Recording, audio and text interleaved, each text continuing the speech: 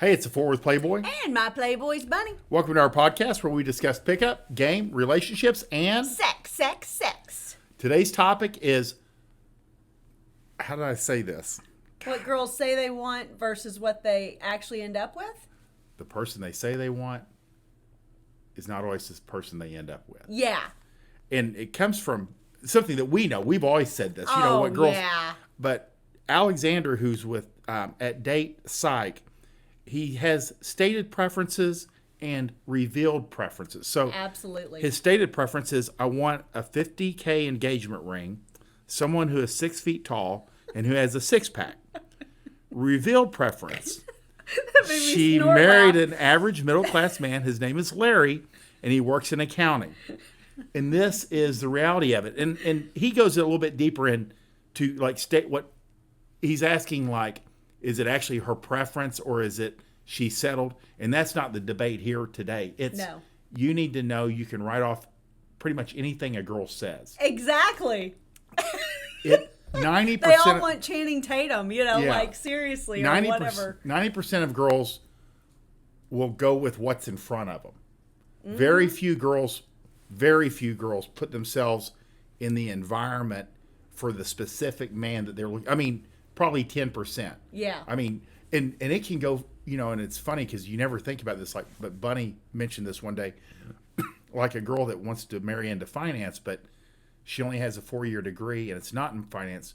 She'll get a job as a receptionist. Right. Like at a hedge fund. I mean, she'll put herself in the environment. Yes. And on the far other end of that are girls that are true gold diggers, and we're talking like the Russians, and the foreign girls that come in and they'll hook up with their girlfriends who are already married, wealthy in the U.S., and they'll join those country clubs. They'll go to those wine nights. They'll go to those car clubs. They'll live adjacent to those neighborhoods. Mm-hmm. So they have a chance of bumping into the exact type of man that they have their eyes on.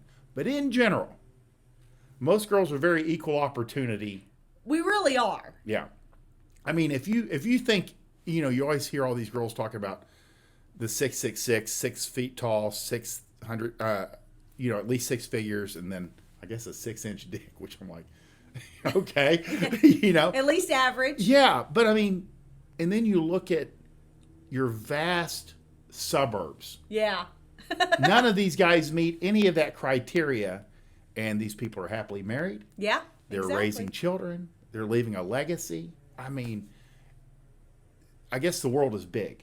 The world is big. Yeah, and there's a lot, and I don't think it's settling. I think it's... No, it's not settling. And that's not how they see it either. No. They're madly in love with the guy that's in front of them. Yeah, that they're married to. And so, and we've talked about this, but, in the vast majority, guys are not in our community or have our focus.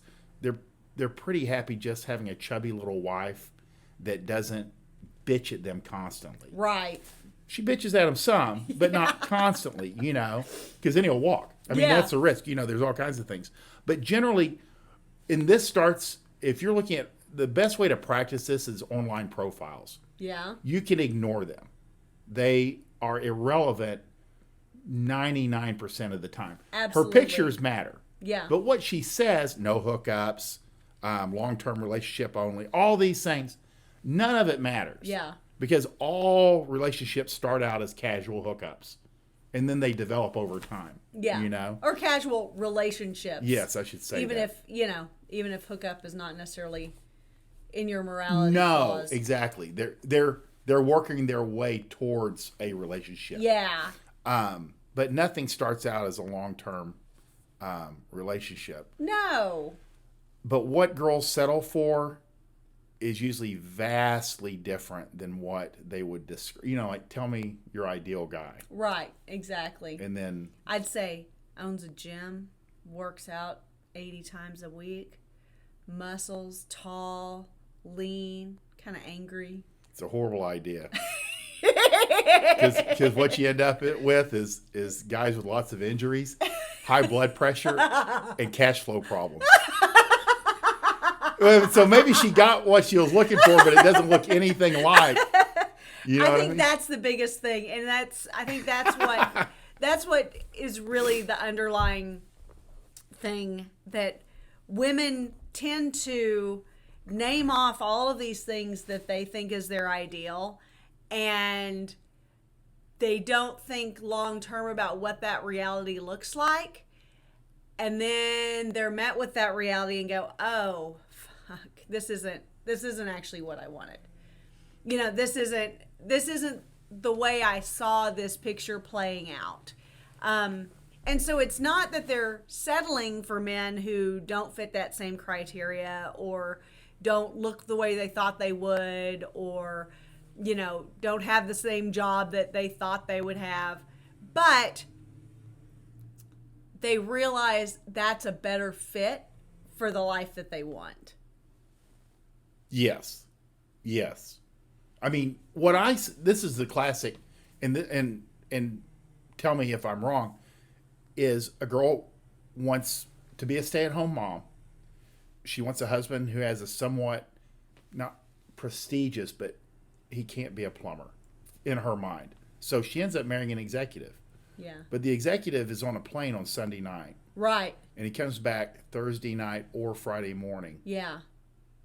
So essentially, for most of her life, she's raising kids alone. Right. You know, so... And most of them get very bitter about that. They trade, and then when he comes home, or comes off the road, or COVID happens, that it upsets the whole apple cart, because he's in charge, but she's not used to him being there. Right. You know, I mean, COVID threw a lot of these traveling, ooh, man, you know, executives off, because now he's home and he's not been home literally ever. Yeah. So sometimes it's not what she, you know, it's not what she thought it would be, but it's what you pay, the price you pay to have that, you know? Well, women's imaginations do more for anything than reality. Yeah. So women tend to imagine the best case scenario for whatever the profession, whatever the man, whatever the scenario, and then, quite honestly, then get disappointed because it doesn't live up to their Disney profile in their head. Well, and we've talked about this as, like, you know, there's always that saying that, like, girls marry their dad, you know. Yeah. Well, what I've seen on the ground is if a girl marries a guy that has a similar schedule to what her dad had, yes, she'll be happier. It's as true. Opposed to, let's say that her dad was home by 5:15 every day. Yeah. And he didn't leave till 9. I mean, he made sure she got to school. You know, he was actually there in the morning, and then was home for dinner every night. And weekends he was coaching, or, you know, present. Yeah. Or at the house, and then at church, and then the whole thing. But the man she marries is an entrepreneur. Yeah. And he has 4 businesses in different states. And he hasn't seen a kid's event his whole life. You know, she's not going to make it. They usually don't. No, it's true. They need something that, because it's so foreign to what they're used to. It's true. You know, and I even remember talking to, like, a counselor, like, this is not what I'm doing, is not what she's used to. And he's, well, it's irrelevant. Oh, well, no, it's obviously the most very relevant. It's very relevant. You know, because it sets her up to have these expectations that are completely different than her reality. Exactly. And these are things that you don't think about before you, especially if you get married as a semi-adult. You know, I mean, if you're in your 30s, nobody's helping 30-year-olds on their first marriage. You know what I mean? I mean, but if you're 19, your parents will generally kind of like try to guide you. You know, I mean, because you don't actually see your parents that much. You know, you might have moved 1,000 miles away from them. You know, so I think there's a lot of disconnect, a lot of things that our parents had their family in the neighborhood, and a lot of people are trying to pull this off. This is a completely different subject, but they're trying to pull it off way away from their families with no support. Exactly. You know? So there's a lot of variation. Yeah. So pay no attention to what girls say they want, because the reality shapes up different, and I would say it's different in a positive sense. I don't want anyone to think that this is a negative thing, because actually it means that girls are more equal opportunity than they like to present. For so sure. whether you are 6'3" and jacked and tanned with, 8 figures in the bank and a trust fund, you can still have a great girl or multiple great girls and have them truly locked in on you. Oh, yeah, for sure. It doesn't mean she's settling if you look nothing like what she wrote in 8th grade as her ideal man. It's true. It's true. Yeah, that's one of those simple things. This guy goes, I don't know if she likes me. I'm like, is she in front of you? Yeah. Yeah. Well, she likes you then, because otherwise she wouldn't be in front of you. She wouldn't be there. If you like this podcast, please like, subscribe, share with your friends. We want you to win. Bye.